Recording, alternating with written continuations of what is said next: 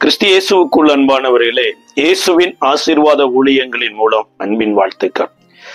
இந்த லெந்து நாட்கள் தியானத்துல கூட இருதயத்தை பக்குவப்படுத்திய எஸ்ராவை மையப்படுத்தி ஒவ்வொரு நாளும் தேவன் எதிர்பார்க்கிற அல்லது தேவன் ஆயத்தப்படுத்துகிற இருதயத்தை குறித்து நாம் தியானித்து வருகிறோம். அப்படி இந்த நாளிலும் தியானத்திற்கென்று எஸ்ராவின் புஸ்தகம் 7ஆம் அதிகாரம் 9-10 வசனங்கள். 1ஆம் மாதம் 1ஆம் தேதியில் அவன் பாபிலோனிலிருந்து பிரயாணமாக புறப்பட்டு 5ஆம் மாதம் 1ஆம் தேதியில் தன் தேவனுடைய தயவுள்ள கரம் தன்மேல் இருந்ததினால் எருசலேமுக்கு வந்தான். கர்த்தருடைய வேதத்தை ஆராயவும் அதன்படி செய்யவும் இஸ்ரவேலில் கட்டளைகளையும் நீதி நியாயங்களையும் உபதேசிக்கவும் எஸ்ரா தன் இருதயத்தை பக்குவப்படுத்தி இருந்தான். அதாவது தேவனுடைய தயவுள்ள கரம் ஒரு மனிதன் மேல இருக்கும்போது அந்த மனிதன் தன்னைத்தானே ஆயத்தப்படுத்தின ஒரு காரியத்தை சொல்லுகிறது. அதுல மிக மிக முக்கியமானது, வரும் தலைமுறையினருக்கு எது தேவை என்பதை எஸ்ரா நன்கு அறிந்திருந்தார். இன்றைக்கு இந்த இளம் தலைமுறையினர் தேவனை எப்படியோ மகிமைப்படுத்தி விடலாம் என்று மனித போதனைகளையும் மனித கற்பனைகளையும் தேவன் ஏற்றுக்கொள்வார் என்பதை போல நடந்து வருகிறாங்க. அந்த நாட்களில எருசலேமை இழந்ததுக்கு கூட இவர்கள் பாபிலோன்ல 70 வருஷ சிறையிருப்புக்கு காரணம் என்னன்னா, அந்த நாட்களில இருந்த இஸ்ரவேலை ஆண்ட ராஜாக்களா இருக்கலாம், யூதாவை ஆண்ட ராஜாக்களா இருக்கலாம், அல்லது தீர்க்கதரிசிகளா இருக்கலாம், ஆசாரியர்களா இருக்கலாம், கர்த்தருடைய கற்பனையின்படி வாழாதது நிமித்தமே அவர்கள் இஸ்ரவேல் தேசத்தை இழந்தது மாத்திரமல்ல, அதாவது ஹார்ட் ஆஃப் டெம்பிள் அப்படின்னு சொல்லப்படுகிற தேவாலயத்தினுடைய இருதயம், இஸ்ரேல் ஆஃப் டெம்பிள்னா எருசலேம் இஸ்ரவேலருக்கு இருதயத்தை போல இருந்தது. அந்த இருதயமே உடைந்து நொறுங்கி தேவாலயத்தில் இருக்கக்கூடிய அனைத்து விலை உயர்ந்த பொக்கிஷ சாலையில் இருக்கிற அத்தனையும் பாபிலோனுக்கு கொண்டு போய் மீதம் தேவாலயத்தில் இருந்த அனைத்தையும் பாபிலோனிய ராஜாக்களும் அந்த ஆர்மியை சுட்டெரித்துட்டு போயிட்டாங்க. அப்ப அந்த நாட்களில் ஆசாரியர்கள் இல்லாமல் இருந்தாங்களா, அல்லது தேவாலயத்துக்கு போகிற ஜனங்கள் எல்லாம் இல்லாமல் இருந்தாங்களா? எல்லாம் இருந்தாங்க. 2 நாளாகம புஸ்தகம் 36ஆம் அதிகாரம், தேவனே இந்த இஸ்ரவேலின் ஜனங்களை கைவிட்டு விட்டாராமா. இதற்கு காரணம், அந்த ஜனங்கள் தேவனுடைய கற்பனையையும் கட்டளையையும் நீதி நியாயங்களையும் விட்டுட்டாங்க. அப்ப தேவனுடைய கட்டளைகளையும் கற்பனைகளையும் நீதி நியாயங்களையும் விட்டுட்டு நம்ம என்னதான் ஆலயத்துல போய் பலி செலுத்தினாலோ என்னதான் ஆராதனை பண்ணினாலோ தேவன் அதுல பிரியப்படுகிறதே இல்லை. சவுல் கூட பாருங்க, தேவன் சில சத்துருக்களை அடையாளம் காமித்தார். அமலேக்கியரை யுத்தம் பண்ணணும், அதற்கான வெப்பனை நான் உனக்கு கொடுக்கிறேன், ஆட்களை கொடுக்கிறேன் என்று சொல்லி வெப்பனையும் ஆட்களையும் கொடுத்து சாமுவேலின் மூலமாய் சவுலை அனுப்பின போது இந்த சவுல் அமலேக்கியர்ல பிரதானமானவைகளை எல்லாம் அவன் சங்கரிக்காம நசல் கொண்டது, பலவீனமானது, நாளைக்கு மறிக்க போறது, இதையெல்லாம் கொன்று போட்டு அதுல நலமானவைகளை எல்லாம் எடுத்து கர்த்தருக்கு பலி செலுத்த வைத்திருக்கிறேன்னு சொன்னார். ஆண்டவர் இந்த சம்பவத்தை பார்த்துதான் சாமுவேலின் இடத்துல தேடி சொல்றாரு, நான் சவுலை ராஜாவாக்கினது என் இருதயத்திற்கு விசனமாயிருக்கிறது. யோசிச்சு பாருங்களே, சந்தோஷத்தோடு ஒரு மனிதனை, கழுதைய காணான்னு தேடி போன ஒரு மனிதனை தேவன் விரும்பி அவன் எதிர்பாராத விண்ணமாக, காசு வழியே இல்லைங்க, எல்லாம் செலவழிந்து போயிட்டு, ஒரு ஊழியக்காரரை சந்திக்கிறக்க கூட கையில காசு இல்லை, அவருடைய கூட இருக்கிற வேலைக்காரர் கையில காசு இருக்குதுங்க, ஆனா இவர் கையில காசு இல்லை. இந்த நிலைமையில இருந்த இந்த சவுலை சாமுவேலின் மூலமாக நல்லா விருந்து வைத்து தீர்க்கதரிசிகளின் கூட்டத்தை அனுப்பி வேறு மனுஷனாக்கி ராஜாவாக்கி அந்த தேவனை இருதயத்தை காயப்படுத்தினது எவ்வளவு கஷ்டமா இருக்கும். அதே மாதிரிதான் இந்த இஸ்ரவேல் மக்களும் எகிப்து தேசத்துல அன்றன்றாட வாழ்வாதாரமே கஷ்டமா இருந்தது. அவர்கள் ஒவ்வொரு நாளும் கசப்பை அனுபவித்தாங்களாமா. யாத்திராகமம் 1வது அதிகாரத்துல சொல்லப்பட்டிருக்குது. அதனாலதான் யாத்திராகமம் 12வது அதிகாரத்துல மோசேயின் மூலமா கர்த்தர் பஸ்கா பண்டிகை ஆசரிக்கிற போது அந்த பஸ்காவோட கசப்பு கீரையும் சேர்த்து புசிக்க சொல்றார். இந்த எகிப்து உங்களை இவ்வளவு கசப்பு கொடுத்துச்சு என்பதை நினைக்கும்படியா இப்படி விடுதலையாகி பாலும் தேனும் ஓடுகிற அந்த தேசத்துல கொண்டு வந்து நிறுத்தி, வெட்டாத கிணறு, நட்டாத வயல், கட்டாத வீடு, இவை அனைத்தையும் தேவன் கொடுத்துட்டு அதோடு கூட அந்த கானான் தேசத்தில் குடியிருந்த கானானியரை போல நீங்கள் இருக்காதபடி தேவனுடைய ஜனமா வாழ வேண்டும் என்று சொல்லிதான் கட்டளையோ கற்பனையோ நீதி நியாயங்களையும் கர்த்தர் கொடுத்தார். ஆனா அந்த ஜனங்கள் தேசத்துல ஒரு தலைமுறை போய் அடுத்த தலைமுறை வரும் பொழுது தேவனுடைய கட்டளைகளையோ கற்பனைகளையோ நீதி நியாயங்களையும் மறந்துட்டாங்க. 70 வருடங்க ஓய்வு வருடத்தையே சரியா அனுசரிக்காததுனாலதான் கர்த்தர் பாபிலோனுக்கு அவர்களை அடிமையா வித்து போட்டார். இந்த அடிமைத்தனத்திலிருந்து இப்ப விடுதலையாகி வந்த எஸ்ரா தான் இனிமேல் பட்டு இந்த எருசலேமின் வாழ்வை வரும் தலைமுறையினர் இழந்து போய்விடக் கூடாது என்பதற்காக தன்னுடைய இருதயத்தை முதலாவது பக்குவப்படுத்தி அவர் எதை போதிக்க வேண்டும் என்று இருதயத்தில் தீர்மானம் பண்ணினார்னு சொல்லப்பட்டிருக்குதுன்னா, இஸ்ரவேலிலே கட்டளைகளையும் நீதி நியாயங்களையும் உபதேசிக்கணும். அப்ப தேவனுடைய கட்டளையும் நீதி நியாயங்களும் நம்மளுடைய நல்வாழ்வை தற்காக்கக்கூடியதா இருக்குது. அப்ப நம்ம இருதயத்தை நம்ம பக்குவப்படுத்தணும் அப்படின்னா இருதயத்தை முதலாவது நம்ம திறக்கணுங்க. இருதயத்தை திறக்காம இருதயத்துக்குள்ள எதுவும் போய் வேலை செய்ய போறதே இல்லை. அப்போஸ்தலர் நடவடிக்கையின் புஸ்தகம் 16வது அதிகாரத்துல பவுலினுடைய ஊழிய காலத்துல ஒரு பெண்ணினுடைய இருதயத்தை கர்த்தர் திறந்தார் என்று சொல்லப்பட்டிருக்கிறது. அப்போஸ்தலர் நடவடிக்கையின் புஸ்தகம் 16ஆம் அதிகாரம் 14வது வசனம். அப்பொழுது தியாத்திரா ஊராலும் இரத்தாம்பரம் விற்கிறவளும் தேவனை வணங்குறவளும் ஆகிய லிதியாள் என்னும் பேருள்ள ஒரு ஸ்திரீ கேட்டுக்கொண்டிருந்தாள். பவுல் சொல்லியவைகளை கவனிக்கும்படி கர்த்தர் அவள் இருதயத்தை திறந்து அருளினார்.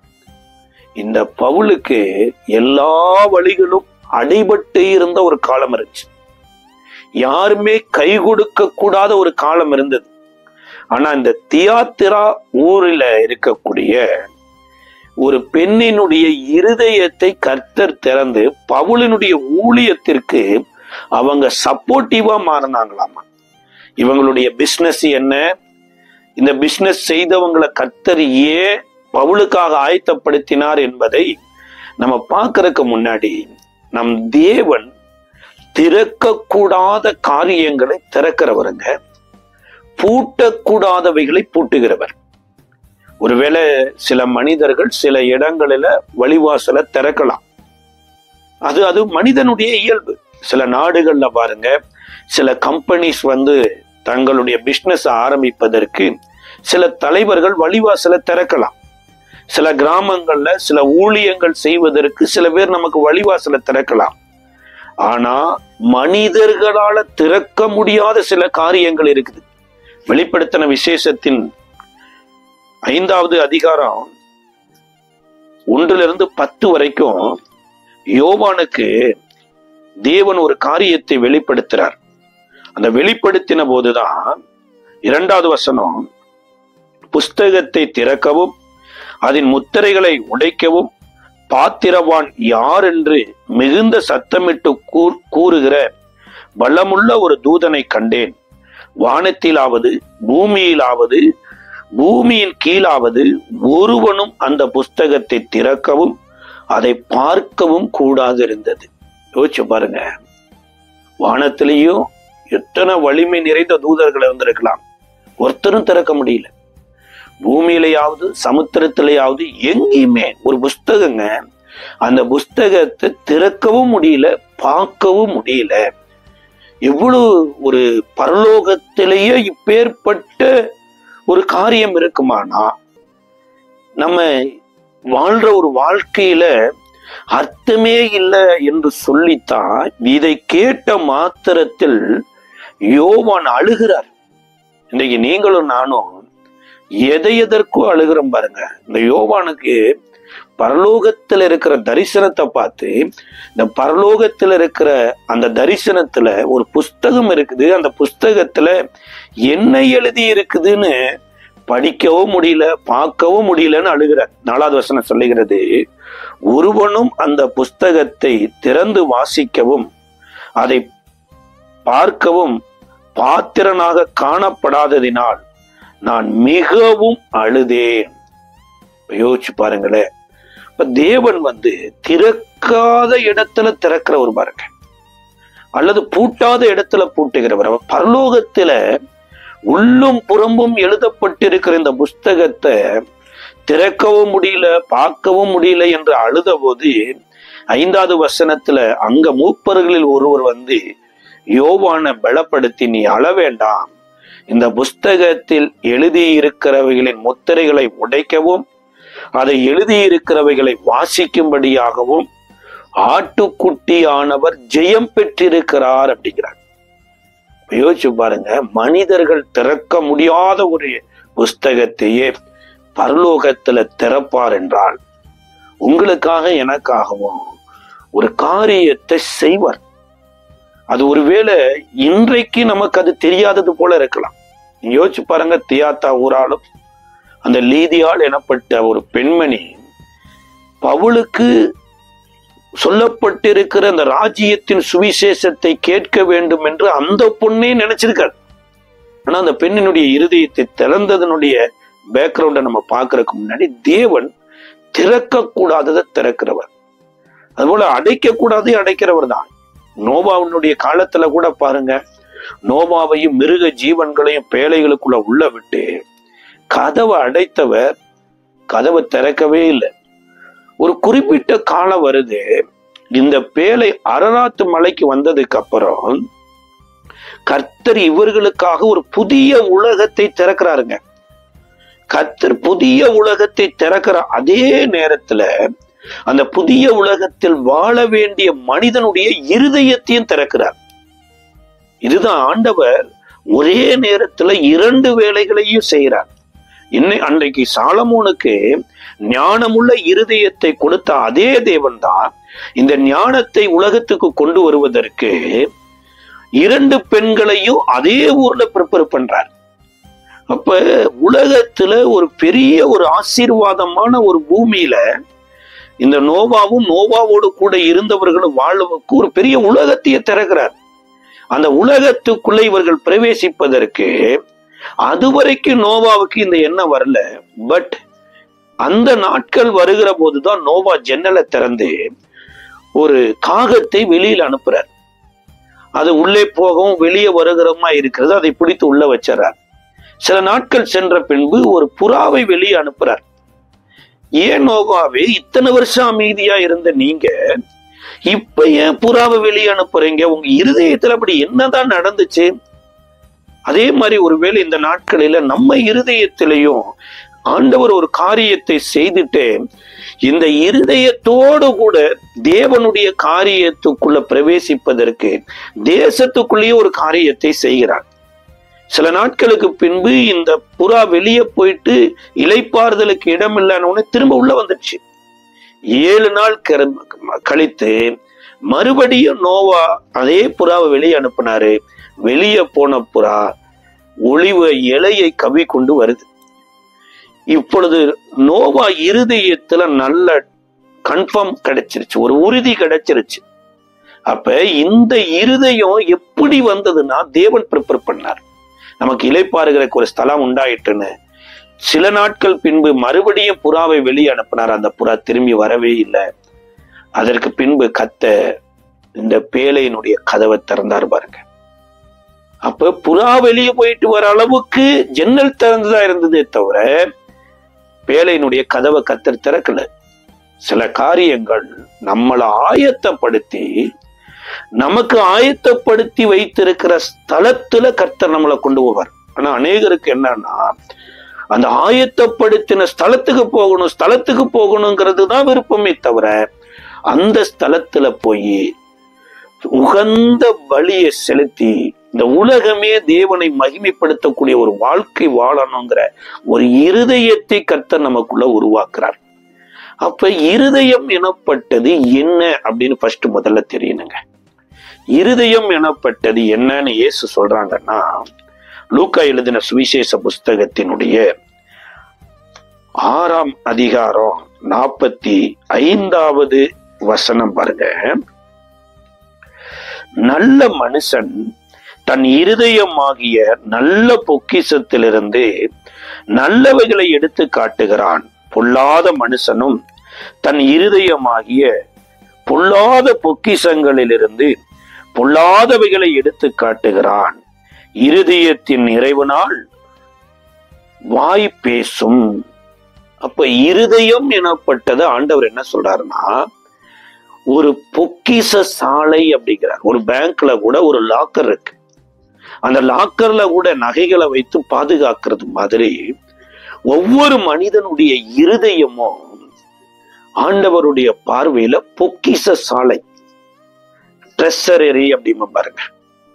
அப்போ பொக்கிஷ சாலையில எதை சேகரித்து வைக்கிறாங்க அப்படின்னா, பொல்லாத மனுஷன் தன் இருதயமாகிய பொக்கிஷத்துல பொல்லாதவைகளை சேகரித்து வைக்கிறான்.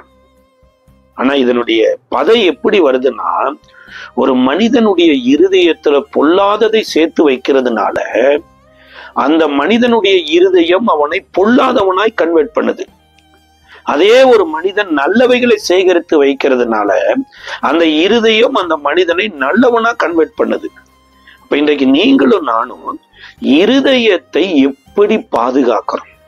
அதாவது இந்த பொக்கிஷ சாலையை நம்ம கேப்பாரற்று விட்டுட்டாலோ அல்லது எல்லோரிடத்திலும் திறந்து காண்பித்தாலோ நிச்சயமா பாருங்க, அது பொக்கிஷ சாலையா இருக்காது, புதகுழியாயிருலோ இல்ல பிணக்குழியா மாறிடும். எசேக்கியா ராஜா வியாதிப்பட்டு விடுகிறார். மரணத்துக்கு ஏதுவான வியாதி வந்துடுது. ஏசாயா தீர்க்கதரிசியின் மூலமா கர்த்தர் சொல்றாரு, இனிமேல் நீ பிழைக்க மாட்டான போது சுவர்புறமாய் திரும்பி அழுகிறார். காரணம், அவரு மரித்து போயிட்டாருன்னா அவரோடு அந்த சந்ததியினுடைய ராஜ்யம் முடிந்து போக போகுது. அவருக்கு குழந்தையே இல்லை. இவருடைய அழுகையை பார்த்து கர்த்தர் 15 வருடம் கூட்டி கொடுத்த போதுதான் மனாசே எனப்பட்ட ஒரு மனுஷன் பிறக்கிறார். இப்ப மரணத்துக்கு ஏதுவான வியாதியில் இருந்த எசேக்கியா இன்னைக்கு சுகமாகி விட்டாரு. குழந்தையெல்லாம் பிறந்ததுன்னு உடனேயே இந்த எசேக்கியாவினுடைய கீர்த்தி தேசமெங்கும் பரவி இருந்ததுனால பாபிலோனிய ராஜாவும் எசேக்கியாவை சுகம் விசாரிக்க வர்றார். இந்த சுகம் விசாரிக்க வந்தது யாருன்னா இந்த எசேக்கியா ராஜாவை. ஆனா அந்த எசேக்கியா ராஜா செய்த காரியத்தை குறித்து ஏசாயா தீர்க்கதரிசி எழுதி வைத்திருக்கிறாரு. ஏசாயா தீர்க்க தரிசன புஸ்தகத்தினுடைய 39வது அதிகாரம் 2-10 வரைக்கும் அதுல 4வது வசனம் வாசிக்கிறோம். அப்பொழுது அவன், உம்முடைய வீட்டில் என்னத்தை பார்த்தார்கள் என்று கேட்டான். அதற்கு எசேக்கியா, என் வீட்டில் உள்ள எல்லாவற்றையும் பார்த்தார்கள். என் பொக்கிஷங்களில் நான் அவர்களுக்கு காண்பியாத பொருள் ஒன்றும் இல்லை என்றான். அப்பொழுது ஏசாயா எசேக்கியாவை நோக்கி, சேனைகளுடைய கர்த்தருடைய வார்த்தையை கேளும். இதோ நாட்கள் வரும், அப்பொழுது உன் வீட்டில் உள்ளதிலும் உன் பிதாக்கள் இந்நாள் வரைக்கும் சேர்த்ததிலும் ஒன்றும் மீதியாய் வைக்கப்படாமல் எல்லாம் பாபிலோனுக்கு கொண்டு போகப்படும். பாருங்க, யாரிடத்துல இருதயத்தை திறக்கணுமோ அவங்களிடத்துலதான் திறக்கணும். ஒரு வாலிப சகோதரியா இருக்கலாம், ஒரு வாலிப சகோதரனா இருக்கலாம். அவங்க பெற்றோரிடத்துல இருதயத்தை திறந்து பேசினாங்கன்னு வைக்கல, அந்த இருதயம் பொக்கிஷமா இருக்கும். அல்லது தன்னோடு படிக்கிற கல்லூரியில படிக்கிற பையனா இருக்கலாம், கல்விக்கூடங்கள்ல படிக்கிற பையனா இருக்கலாம். அவங்களிடத்துல இருதயத்தை திறக்கிற போது என்ன ஆயிரும், எலும்பை தேடி அலைகிற நாய்களைப் போல, அநேக மாமிசத்தை தேடி அலைகிற ஒரு கூட்டம் இருக்குதுங்க. அதான் ஓநாய்களின் கூட்டம். அந்த ஓநாய் எதை தேடி ஓடிக்கொண்டிருக்குதுன்னா மாம்சத்தை தேடிக்கொண்டுதான் இருக்குது.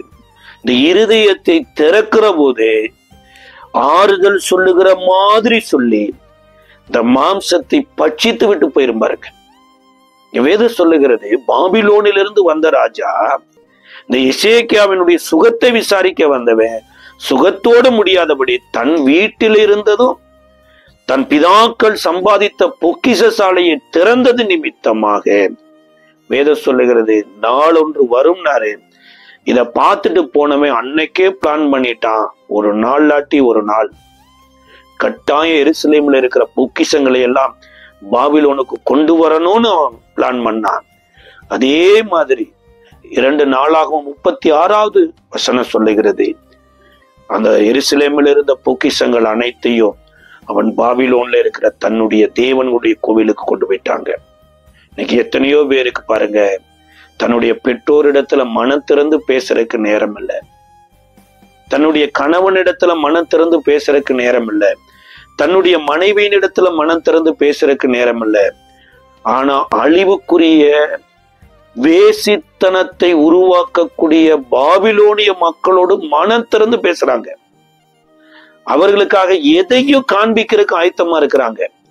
ஆனா ஒன்று மறந்து போயிடக்கூடாது, இந்த பாபிலோனு தான் எருசலேமை அழிப்பதற்கு என்று அக்னியோடு புறப்பட்டு வந்தது. நம்மளுடைய இருதயமாகிய பொக்கிஷத்தை நம்ம முதலாவது அதை பொக்கிஷமா மதிக்கணுங்க. இதை குறித்து 2 கொரிந்தியரின் புஸ்தகம் 4ஆம் அதிகாரத்தினுடைய 4வது வசனம் சொல்லுகிறது. 2 கொரிந்தியர் 4ஆம் அதிகாரம் 4வது வசனத்துல, தேவனுடைய சாயலாய் இருக்கிற கிறிஸ்துவின் மகிமையான சுவிசேஷத்தின் ஒளி அவ்விசுவாசிகள் ஆகிய அவர்களுக்குள் பிரகாசிக்கா இராதபடிக்கு இப்பிரபஞ்சத்தின் தேவனானவன் அவர்களுடைய மனதை குருடாக்கி இருக்கிறான். அதாவது சுவிசேஷத்தின் ஒளி நம்மளுடைய இருதயத்துல நம்மளை பிரகாசிப்பிக்க கூடாதபடி நம்மளுடைய மனக்கண்ணை குருடாக்கியிருக்க, இருதயம் திறக்கப்படாதபடி இருதய கண்களை குருடாக்கி வைத்திருக்கிறான். நம்ம இதை எபேசியருக்கு எழுதும் போது பவுல் எபேசியருக்கு எழுதின நிருபம் 1வது அதிகாரத்தினுடைய 19வது வசனத்துல சொல்றாரு, நாம் கிறிஸ்துவை மரித்தோரிலிருந்து எழுப்பி அவரிடத்தில் நடப்பித்த பலத்த சத்துவத்தின் வல்லமையின்படியே விசுவாசிகள் ஆகிய நம்மிடத்தில் காண்பிக்கும் தம்முடைய வல்லமையின் மகா மேன்மையான மகத்துவம் இன்னதென்று நீங்கள் அறியும்படிக்கு அவர் உங்களுக்கு பிரகாசமுள்ள மனக்கண்களை கொடுக்க வேண்டும் என்று வேண்டிக் கொள்ளுகிறேன். அப்ப மனக்கண் திறக்கப்படணுங்கிறார். அப்ப மனக்கண் திறக்கப்படணுமா இருந்தா இந்த மனக்கண் எப்படி குருடாச்சுன்னு முதல்ல நம்ம பார்க்கணும் இல்லையா? சொல்றார், இப்பிரபஞ்சத்தின் தேவனானவன் அவர்களுடைய மனக்கண்ணை குருடாக்கி இருக்கிறான். இந்த பவுல் தாங்க ஒரு ராயல் பிரீஸ்டுங்க. அவருடைய அந்த சுவிசேஷத்தின் ஒளி ஒவ்வொரு மனிதனுடைய இருதயத்துக்குள்ள ஊடுருவும் போது அந்த இருதயத்துக்குள்ள இருக்கக்கூடிய வெளிச்சம் அந்த மனிதனுடைய பார்வையிலே வெளிப்பட்டுருமாமா. பவுல் சொல்றாரு ஒரு இடத்துல, முதலாக ஆதாம் சிருஷ்டிக்கப்பட்டாரு, ஏவாள் சிருஷ்டிக்கப்படல. ஆதாம் தேவனுடைய சத்தத்தை கேட்டாரு, தேவன் நடத்தின வழியில நடந்தாரு, தேவனுடைய அந்த ரூலுக்குள்ள ஆதாம தேவன் வைத்தாரு. பிந்திய ஏவாள் சிருஷ்டிக்கப்பட்டாங்க. ஆதாமினிடத்துல கற்றுக்கொண்டு ஆதாமும் ஏவாளும் இருவரும் இணைந்து இந்த பூமியை ரூல் பண்ண வேண்டும் என்கின்ற தேவனுடைய கற்பனைய சாத்தான் அறிந்து ஏவாளை வஞ்சித்து விட்டான். அந்த வஞ்சித்ததற்கு அவன் எடுத்துக்கொண்ட வெப்பன் என்ன தெரியுங்களா? இவர்களுடைய மனக்கண்ணை குருடாக்கணும். இந்த மனக்கண்ணை குருடாக்குவதற்கு அவன் எப்படி பவுல் சுவிசேஷத்தின் ஒளிய ஜனங்களுக்குள்ள கொண்டு போவதற்கு வெப்பனா எடுத்தாரோ அதே மாதிரி அவன் சந்தேகத்தின் இருளை ஏவாளுக்குள்ள அனுப்பினான். அந்த ஏவாளுக்குள் அனுப்பின உடனேயே அந்த அம்மாவினுடைய இருதயம் இருளுக்குள் வருவதற்கு ஆயத்தமாயிற்று. இந்த 3வது அதிகாரத்துல ஆதியாகமத்துல அந்த அம்மாவினுடைய இருளுக்குள் போன வழிகளை குறித்து சொல்லப்பட்டிருக்குது. தேவன் ஏதேன் தோட்டத்தில் இருக்கிற சகல விருட்சத்தின் கனியும் புசிக்கவே புசிக்கலாம், நன்மை தீமை அறியத்தக்க விருட்சத்தின் கனியை புசிக்க வேண்டாம், புசிக்கும் நாளில் சாகவே சாவாயின்னு தான் சொன்னார். நீ ஏதேன் தோட்டத்துல இருக்கிற, நீ பண்படுத்தணும், காக்கணும். அப்ப பண்படுத்தும் போது காக்கும் போது அதன் மேல கைப்படலாம், உன் உடம்பு படலாம். ஆனா இந்த ஏவாள் சாத்தானினுடைய சத்தத்தை கேட்டதுக்கு அப்புறம் முதல்ல கனியை புசிக்கிறதுக்கு முன்னாடியே பொய் பேச ஆரம்பிச்சிட்டாங்க. அப்ப எப்ப நம்ம மனக்கண் குருடாகும்னா சாத்தானின் சத்தத்தை மனசுக்கு கொண்டு போகிற போதுதான். ஃபர்ஸ்ட் நம்ம இருளுக்குள் பிரவேசிப்பதற்கு பேசிக்கான ஒன்று என்னன்னா பொய் பேசுவதுதான். அதைத்தான் இயேசு சொல்றாரு, உள்ளதை உள்ளதென்றும் இல்லாததை இல்லாததென்றும் சொல்லுங்கள், இதற்கு மிஞ்சினது தீமையில் போய் முடிந்து விடுங்கிறார். அப்ப இந்த அம்மா என்ன பொய் பேசினாங்கன்னா, புசிக்கவும் வேண்டாம் தொடவும் வேண்டாம் என்று தேவன் சொன்னாருனாங்க. சாத்தானுக்கு பல நழுவி பால்ல விழுந்த மாதிரியும் அது நழுவி வாயில விழுந்த மாதிரி ஆனதுனால அவன் என்ன சொல்றான்னா, நீங்கள் இந்த கனியை புசிக்கும் நாளில் தேவர்களைப் போல ஆயிருவீங்க, நீங்க தேவர்களைப் போல ஆகக்கூடாது என்பதற்காக தான் தேவன் உங்களுக்கு இதை தடுத்து வைத்திருக்கிறான்னு ஒரு வஞ்சக உபதேசத்தை போட்டான். அதுல இந்த அம்மா வஞ்சிக்கப்பட்டு இந்த கனியை புசித்து கணவனுக்கும் கொடுத்தாங்க. 2 பேரும் புசித்த உடனேயே இவர்கள் மனக்கண்கள் குருடாகி மாம்ச கண்கள் திறந்துருச்சு பாருங்க.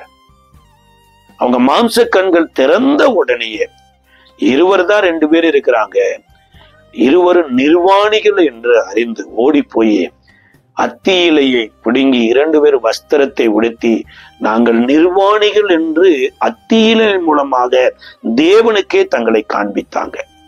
அப்ப சாத்தான் தாங்க இப்பிரபஞ்சத்தின் அதிபதியா இருந்து மனசுக்குள்ள போய் தேவனுடைய வார்த்தை ஊடுருவாதபடிக்கு மனதுக்குள்ள இருக்கக்கூடிய இருளை தேவனுடைய சுவிசேஷத்தின் ஒளியிலிருந்து வெளிச்சத்துக்குள் வராதபடி மனதை குருடாக்கி வச்சிருக்கிறான். இன்னைக்கு எத்தனையோ பேர் பாருங்க, சபைக்கு வந்தாலுமே ஒருவேளை ஃபீவரோடு வரலாம். பாஸ்டர்கிட்ட வந்து, பாஸ்டர் பிரைஸ் லார்ட் பாஸ்டர், எனக்கு ஃபீவரா இருக்குது, ஜெபம் பண்ணுங்க பாஸ்டர், ஃபீவர் சுகமாகுது, அவ்வளவுதான். ஆனா என்னுடைய உள்ளான மனிதன் மனக்கண் தேவனை அறிகிற ஒரு அறிவுல எவ்வளவு வளர்ந்து இருக்குதோ அவ்வளவுக்கு அவ்வளவு நான் தேவனுக்கு பிரியமாய் வாழ முடியும். எத்தனையோ பேர் சபைக்கு வந்து கூட மனக்கண் குருடாகவே வாழ்ந்து கொண்டிருக்கிறாங்க. ஆனா பரிசுத்த ஆவியின் மூலமாக இயேசுவின் சுவிசேஷமே ஒரு மனிதனுடைய மனதுக்குள்ள வந்து மனதை புதிதாக்கும் பாருங்க.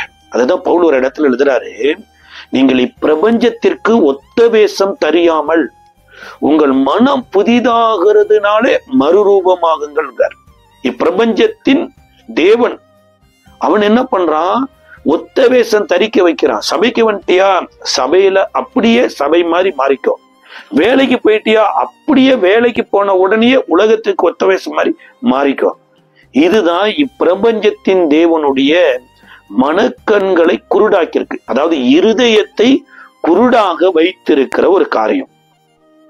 ஆனா கர்த்தர் பாருங்க, இந்த இருதயத்தை எப்படி திறக்கிறார் அப்படின்னா, இதை லூக்கா எழுதின சுவிசேஷ புஸ்தகத்தினுடைய 12வது அதிகாரத்தினுடைய 34வது வசனம் சொல்லுகிறது, உங்கள் பொக்கிஷம் எங்கே இருக்கிறதோ அங்கே உங்கள் இருதயமும் இருக்கிறது. அப்ப பொக்கிஷத்தை இருதயத்துக்கு கொண்டு போறோமோ இல்லையோ, எதை நம்ம பொக்கிஷமா பாக்குறோமோ அதோடு கூட நம்மளுடைய இருதயம் டிராவல் ஆக ஆரம்பிச்சிருப்பாருங்க. அப்ப நம்மளுடைய பொக்கிஷம் என்ன? ஏசு அதுக்கு மேல் வசனம் சொல்றாரு, உங்களுக்கு உள்ளவைகளை விற்று பிச்சை கொடுங்கள், பழமையாய் போகாதபடி பணப்பைகளையும் குறையாத பொக்கிஷத்தையும் பரலோகத்திலே உங்களுக்கு சம்பாதித்து வையுங்கள், அங்கே திருடன் அணுகுவதும் இல்லை, பூச்சி கெடுக்கிறதும் இல்லை. அப்ப என்ன சொல்ல வர்றாருன்னா, பரலோகத்தின் தேவனுடைய வார்த்தையை உள்வாங்கி பரலோகத்தின் தேவனுக்கு பிரியமான ஒரு வாழ்க்கை வாழுகிற போது நம்ம ஒவ்வொரு நாளும் நம்மளுடைய இருதயம் எதை நாடுதுன்னா பரலோகத்தின் தேவனுடைய வார்த்தையின்படி வாழ வேண்டும் என்றுதான். அதைத்தான் இந்த தியாத்திரா ஊராளாகிய லீதியாள் எனப்பட்ட ஒரு பெண்மணி செய்ய ஆரம்பிச்சிருப்பாங்க. இதை குறித்து இப்ப விவரமா பார்க்க இருக்கிறோம். இந்த அப்போஸ்தலர் நடவடிக்கையின் புஸ்தகத்தினுடைய 16வது அதிகாரத்துல பவுலை இந்த தியாத்திரா ஊராளாகிய லீதியாள் எனும் ஒரு பெண்மணி கர்த்தராலே ஆயத்தம் பண்ணப்பட்டு இருக்கிற ஒரு பெண்மணி. பவுலினுடைய ஊழியத்தை குறித்து வேதம் தெளிவா சொல்லுதுங்க. அதாவது அப்போஸ்தலர் காலத்துல இயேசுவோடு கூட அவர் மாம்சத்தில் இருந்த நாட்களில உயிரோடு அவரோடு கூட நடந்த இந்த அப்போஸ்தலர்களில நடக்காத ஒரு பிரதான அப்போஸ்தலன் தான் இந்த பவுல். அதாவது சவுலாய் இருந்து மத்தியான வேளையில நேரடியாய் தேவனால சந்திக்கப்பட்டு நேரடியா தேவனுடைய ஆலோசனையின்படி அனனியா வந்து இவருக்கு ஜெபித்து கண் பார்வை அடைந்து பரிசுத்த ஆவியை பெற்ற ஒரு பரிசுத்தவான். இந்த பரிசுத்தவான் தன்னுடைய சாட்சிய அப்போஸ்தலர் 22வது அதிகாரத்துல சொல்றார். உன்னை எதற்காக நான் தெரிந்து கொண்டேன் அப்படின்னா தேவனுடைய திருவுளத்தை அறியவும், அதோடு கூட கர்த்தருடைய அந்த திருவாய் மொழியை கேட்கவும், இருளில் இருக்கிற ஜனத்தை வெளிச்சத்தினிடத்திற்கும் சாத்தானின் இருக்கிற ஜனங்களை தேவனிடத்திற்கும் திருப்பும்படியாய் தரிசனமானார் என்று சொல்றார். அப்படி நேரடியாய் தேவனை தரிசித்து தேவ சத்தம் கேட்டு தேவனால அற்புதத்தை பெற்ற பவுல் 3 வருடங்கள்ங்க அவர் அரபு கண்ட்ரியில போய் தங்குறார். 3 வருடங்கள் அரபு கண்ட்ரியில அவரை யாரு போஷித்தது? அந்த அரபு கண்ட்ரியில 3 வருடம் என்ன ஊழிய செய்தாரு? எதுவும் சொல்லப்படல. எல்லாம் ஒரு டார்க்னஸ் டைம் ஆகவே இருக்கு. சரி, 3 வருடத்துக்கு அப்புறம் மறுபடியும் எருசலேமுக்கு வர்றாரு. எருசலேம்ல யாருமே அவரை ஏற்றுக்கொள்ளலைங்க. இவர் பின்பற்றி வந்த யூத மார்க்கத்தார் இவரை கொலை செய்வதற்கு தேடிக்கொண்டதுனால அவங்களும் உதவி செய்யல. இயேசுவை பின்பற்றின சபையாரும் இந்த ஆள் முழுசா மாறி இருக்கிறாரா இல்லையா என்பது தெரியாம அவங்களும் கை கொடுக்கல. ஒரு இடத்துல பவுல் சொல்றாரு, எல்லோரும் என்னை கைவிட்டார்கள், அந்த தண்டனை அவர்கள் மேல் வராதிருப்பதாகங்கிறார். அப்ப எல்லாராலும் கைவிடப்பட்டு ஆறுதலற்று இருந்த இந்த பவுலை கர்த்தர் இருதயத்தை பக்குவப்படுத்தினார் பாருங்க. ஏன்னா நியாயப்பிரமாணத்துல கற்று தேறின ஒரு இருதயம், அடிக்கு அடி உதைக்கு உத கண்ணுக்கு கண் பல்லுக்கு பல்லு என்று பயிற்றுவிக்கப்பட்ட இருதயம் இன்னைக்கு இயேசுவனுடைய இருதயத்தை போல மாறுவதற்கு தேவன் பல வழிகளில் அவரை வணைந்தாருங்க. அந்த வணைந்ததுக்கு அப்புறம்தான் இப்பொழுது கர்த்தரே இப்பேற்பட்ட ஒரு குடும்பத்தினுடைய சப்போர்ட்டிவை கர்த்தர் ஏற்படுத்துறார். இவங்கள் செய்த பிசினஸ் என்ன, இவங்க எங்க இந்த பிசினஸ் செய்தாங்க அப்படின்னு துருக்கி, இந்த நாட்கள்ல துருக்கி தேசம் என்று சொல்லப்படுகிறதா தியாத்திரா. இந்த உலக நாடுகளில் இருக்கக்கூடிய ராஜாக்கள் உடுத்துகிற பர்பிள் ஊதா கலர், அதுதான் சொல்லப்பட்டிருக்கிறது. ரத்தாம்பரம் விற்கிறவளும், ரத்தாம்பரம் அப்படிங்கிறது என்னன்னா ஒரு மன்னர்கள் உடுத்துகிற வஸ்திரத்தினுடைய கலர். எல்லாருமே அந்த நாட்கள்ல வஸ்திரத்தை உடுத்திட முடியாதுங்க. ஆனா இந்த நாட்கள்ல நம்ம விரும்பினா வெள்ளை ட்ரெஸ் போடுறோம், நம்ம விரும்பினா ஊதா ட்ரெஸ் போடுறோம், நம்ம விரும்பினா என்ன கலர் வேணாலும் உடுத்துறோம். ஆனா அந்த நாட்களில மன்னர்கள் உடுத்துகிறது தான் ராயல் கலர்னு சொல்லப்படுகிறது தான் அந்த பர்பிள் கலர். அப்ப அந்த ராயல் மக்கள் உடுத்துகிற வஸ்திரத்தை உருவாக்குற பணியை செய்து கொண்டிருந்தாங்கன்னா இவங்க எவ்வளவு பிரசியஸான மக்கள், வேல்யூபிளான பீப்புளா இருந்திருக்கிறாங்க. இந்த வேல்யூபிளான பீப்புளை தேவனே இவங்களுக்காக, அதாவது பவுலுக்காகவும் பவுலுடைய ஊழியத்துக்காகவும் ஆயத்தப்படுத்திட்டு இருந்திருக்கிறார். இப்ப பவுல் பேசுகிற இந்த செய்திய இந்த அம்மா கேட்க வேண்டும் என்று தேவன் தீர்மானித்து அந்த அம்மாவை கூட்டு வர்றார். அதான் அங்க சொல்லப்பட்டிருக்குது 16வது அதிகாரத்தினுடைய 14வது வசனத்துல, தேவனை வணங்குறவளுமாகிய லீதியாள் என்னும் பேருள்ள ஒரு ஸ்திரீ கேட்டு கொண்டிருந்தால் பவுல் சொல்லியவைகளை கவனிக்கும்படி கர்த்தர் அவள் இருதயத்தை திறந்தருளினார். அப்ப தேவன் தான் ஒரு மனிதனுடைய இருதயத்தை திறக்க முடியும். அப்ப தேவனால ஒரு மனிதனுடைய இருதயம் திறக்கப்படுதுன்னா அந்த மனிதன் எதை நேரடியா ரிசீவ் பண்றார்னா கர்த்தருடைய வசனத்தை கவனிக்கிறார். நல்லா பாட்டு பாடுகிறவங்கள கவனிக்கலாம், நம்ம பாடலாம். ஆட்டம் ஆடுகிறவங்கள கவனிக்கலாம், நம்ம ஆடலாம். ஆனா ஆடலும் பாடலும் ஒரு நாளாட்டி ஒரு நாள் நின்று விடுங்க. ஆனா வானமும் பூமியும் ஒளிந்து போனாலும் கர்த்தருடைய வார்த்தையின் எழுத்தாகிலும் எழுத்தின் உறுப்பாகிலும் ஒளிந்து போகாது.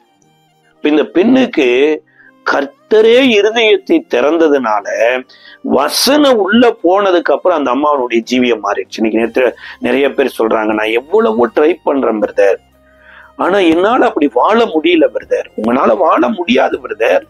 நீங்க தயவு செய்து ட்ரை பண்றதை விட்டுட்டு தேவனுடைய வசனம் இருதயத்துல எழுதுவதற்கு இருதயத்தை ஆண்டவரே திறந்து எனக்கு வேலை செய்யணும் கேளுங்க. சில நேரம் சரீரத்துல ஏதோ ஒரு கட்டி இருக்குதுன்னா நீங்க பாட்டு கைய வச்சு அமுத்தி அமுத்தி கட்டியை நார்மல் பண்ணிடலான்னு நீங்க இரவு பாலும் ட்ரை பண்ணிட்டு இருங்க. நீங்க அமுத்துற போது கைதான் கட்டியை மறைச்சிருக்குமே தவிர கட்டி ஒரு நாள் அது மறையவே மறையாது. கரெக்டா டாக்டர்கிட்ட போகணும், செக் பண்ணணும், அது நார்மலா அதுக்கான மருந்து மாத்திரை அல்லது ஒரு ஆபரேஷன் பண்ணி அந்த கட்டியை ரிமூவ் பண்ணணும். அந்த கட்டியை விட மோசமானது எதுனா நம்மளுடைய இருதயங்க. ஒரு இடத்துல எரேமியாவின் மூலமா கர்த்தர் சொல்றாரு, எல்லாவற்றை பார்க்கலாம் இருதயமே மகா கிறுக்குள்ளதும் கேடுள்ளதுமா இருக்குது. அப்ப கர்த்தர் இந்த பெண்ணின் இருதயத்தை திறந்த உடனேயே வசனத்தை கவனிச்சதுக்கு அப்புறம் அந்த பெண்ணினுடைய ரியாக்ஷன் என்னவா மாறுச்சுன்னா 15வது வசனம் சொல்லுகிறது, அவளும் அவள் வீட்டாரும் ஞானஸ்தானம் பெற்றார்கள். சாரி, அதாவது இன்னைக்கு எத்தனையோ பேர் சொல்லுவாங்க பாருங்க, இயேசுநாதர் ஏழைகளுக்கு தேவைங்க, ஏன்னா தரித்திரருக்குத்தானே சுவிசேஷம் அறிவிக்கப்பட்டதுன்னு சொல்லி இருக்குது. சார், தரித்திரர்னா சாப்பாட்டுக்கு வழி இல்லாத தரித்திரர் இல்ல, கர்த்தருடைய வசனத்தை தரித்திரத்தோடு ஏக்கத்தோடு கேட்டவங்க. இயேசுவை மலை பிரசங்கத்துல முதல் பிரசங்கம் என்ன பண்றாரு, ஆவியில் எளிமையுள்ளவர்கள் பாக்கியவான்கள், பரலோக ராஜ்யம் அவர்களுடையங்குதார். நம்ம அந்த ஆவியை விட்டுட்டோம், எளிமை உள்ளவர்கள் பாக்கியவான்கள் நினைச்சுக்கிறோம். எளிமைன்னா என்ன பிரதர், அவங்க குடியிருக்கிறக்கே வீடு இல்லை பிரதர், பயணிக்கிறக்கே வாகனம் இல்லை பிரதர், மாசம் மாசம் வீட்டு வாடகை கொடுக்கறக்கே வசதி இல்லை பிரதர், அந்த அளவுக்கு எளிமையான மக்கள் பிரதர். அது இல்லைங்க. ஆவியில எளிமைனா எனக்கு எல்லாமே இருந்தாலுமே என் தேவனுக்கு முன்னாடி இதெல்லாம் ஒண்ணுமே இல்லை. எப்படி தாவீது ராஜாவாயிட்டாரு, அரண்மனை வந்துருச்சு, போர் வீரர்கள் வந்துட்டாங்க, மனைவி வந்துருச்சு, எல்லாமே வந்ததுக்கு அப்புறம் இந்த உடன்படிக்கை பெட்டிக்கு முன்னாடி பரிசுத்த ஆவியில நிறைந்து என் தேவனுக்கு முன்னாடி என்னுடைய ராஜா மேன்மையும் ஒண்ணும் இல்லை, நான் ராஜாவும் ஒண்ணும் இல்லை என்ற ஆவியில எளிமையாகி முழுமனதோடு நடனம் ஆடி வந்தார் பாருங்களே. இதுதான் எளிமையினுடைய ஒரு பார்ட்.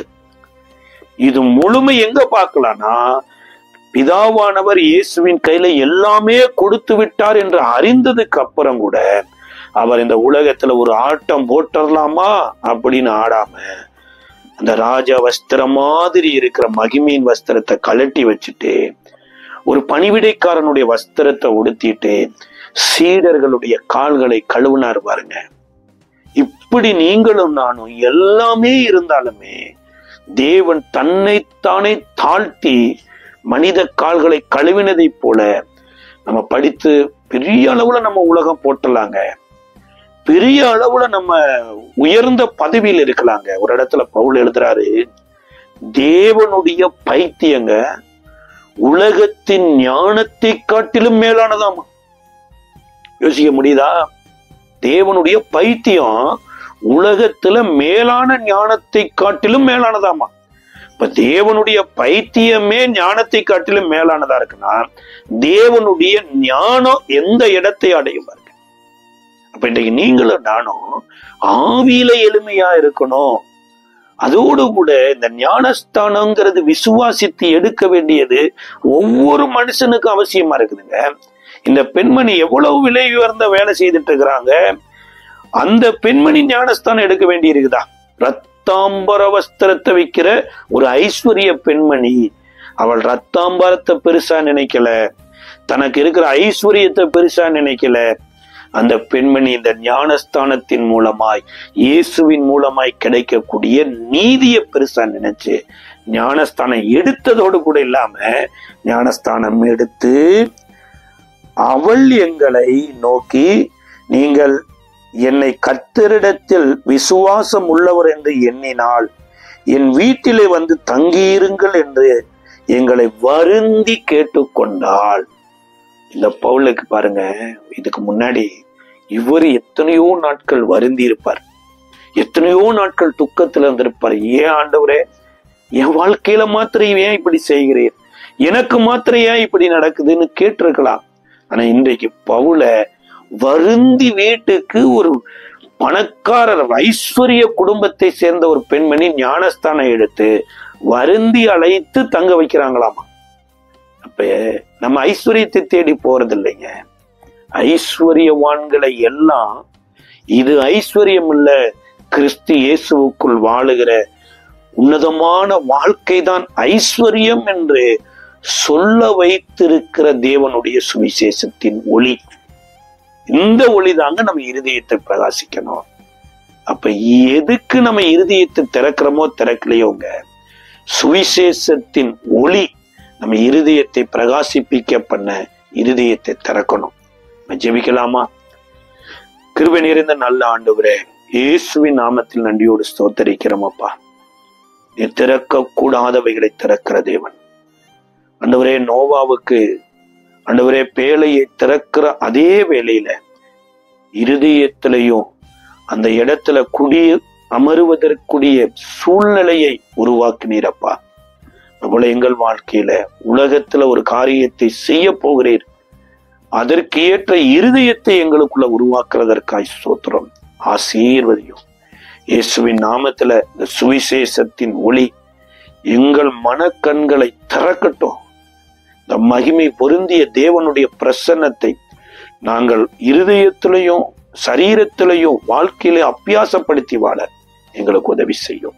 இயேசுவின் நாமத்தில் செபிக்கிறோம் நல்ல பிதாவே.